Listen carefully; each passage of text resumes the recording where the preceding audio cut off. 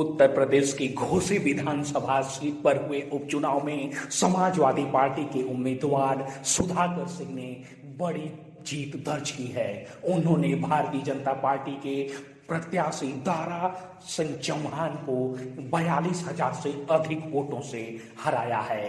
दारा की इस हार के बाद तरह तरह के सवाल खड़े होने लगे हैं। ऐसा जानकारों का कहना है कि दारा यह चुनाव हारे हैं या फिर उन्हें हराया गया है। चलिए हम इस बात का इस वीडियो में विस्तार से विश्लेषण करते हैं।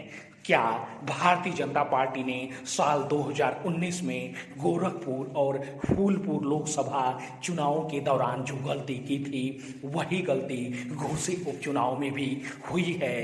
दरअसल 2018 में गोरखपुर लोकसभा की हार को सीएम की बड़ी हार बताया जा रहा था। दूसरी ओर अंदर खाने यह भी कहा गया कि योगी आदित्यनाथ जानबूझकर गोरखपुर लोकसभा का चुनाव हारे थे।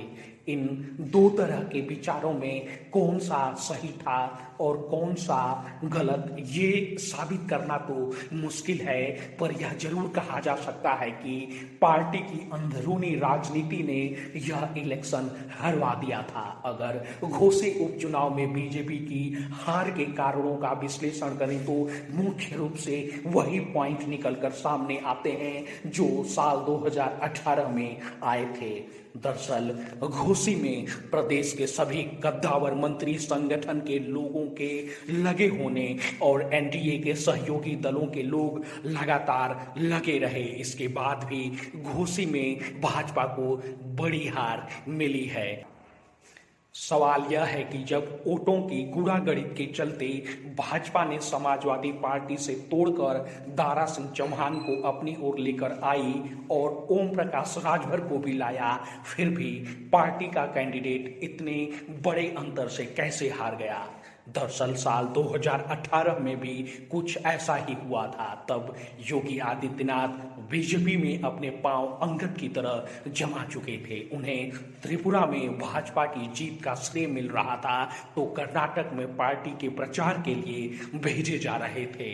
तो ऐसा क्या था कि वही आदित्यनाथ गोरखपुर लोकसभा सीट जहां 30 साल से वो जीत रहे थे या मठ का समर्थित प्रत्याशी जीत रहा था, खुद के मुख्यमंत्री बनने के बाद हार जाते हैं। दरअसल गोरखपुर लोकसभा से साल 1989 से लेकर 1996 तक महंत अवैधनाथ सांसद रहे। इसके बाद साल 2017 तक लगातार योगी आदित्यनाथ सांसद चुने जाते रहे। 2018 के चुनाव में इस सीट पर भाजपा के 3 से 3.5 लाख वोट कैसे कम हो गए? दरअसल यही कारण है कि कहा जाता है कि योगी आदित्यनाथ ने वह चुनाव लड़ा ही नहीं था, तो वोट कहां से आते? हालांकि अंदर खाने यह भी कहा गया कि पार्टी के अंदर चल रहे सह और मात के खेल में गोरखपुर लोकसभा चुनाव पार्टी हार गई। तो सवाल उठना लाजमी है कि क्या घोसी उपचुनाव में भी ऐसा ही हुआ है? घोसी विधानसभा सीट से सटे आजमगढ़ लोकसभा सीट के उपचुनाव में घोसी वाली विपरीत परिस्थितियों में ही जिस लीडर के नेतृत्व में समाजवादी पार्टी के गढ़ फतह हासिल होती है, वह घोसी जैसा चुनाव इतने बड़े पैमाने पर पार्टी कैसे हार जाती है?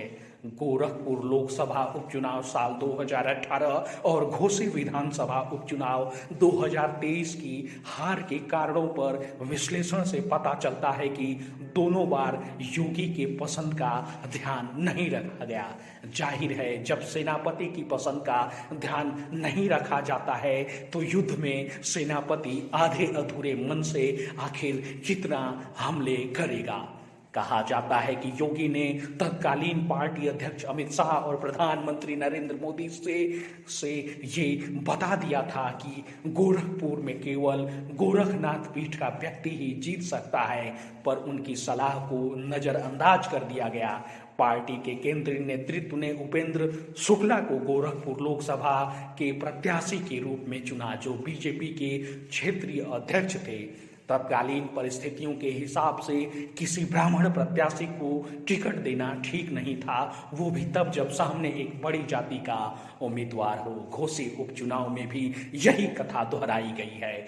पत्रकार बताते हैं कि दारा सिंह चौहान और ओम प्रकाश राजभर को योगी आदित्यनाथ पार्टी में लाने से खुश नहीं थे। यही कारण रहा कि उन्होंने इन लोगों को अभी यूपी सरकार में मंत्री पद से दूर रखा, जबकि यह किसी से छिपा नहीं है कि इन दोनों नेताओं की वापसी इसी शर्त पर हुई कि दोनों को पार्टी में मंत्री पद दिया जाएगा। साल 2018 में गोरखपुर की हार के पीछे के कारणों के बारे में कहा गया था कि पार्टी ने इसे गंभीरता से नहीं लिया। बीजेपी की केंद्रीय और प्रदेश इकाई ने इन चुनावों को कितनी गंभीरता से लिया था, इससे स्पष्ट हो जाता है कि चुनाव प्रचार में न प्रधानमंत्री नरेंद्र मोदी गए न ही अमित शाह। इतना ही नहीं, चुनाव प्रचार अनूप गुप्ता और शिव नारायण शुक्ला जैसे कम वजनदार लोगों के जरिए कराया गया। पार्टी के अंदर खाने लोग यही कह रहे थे कि यूपी में योगी का कद कम करने की रणनीति के चलते ऐसा हुआ। ऐसे ही स्थिति तो घोसी उपचुनाव में भी देखी गई। एक तरफ अखिलेश और शिवपाल कंधे से कंधा मिलाकर चुनाव प्रचार कर रहे थे, तो दूसरी ओर मुख्यमंत्री योगी आदित्यनाथ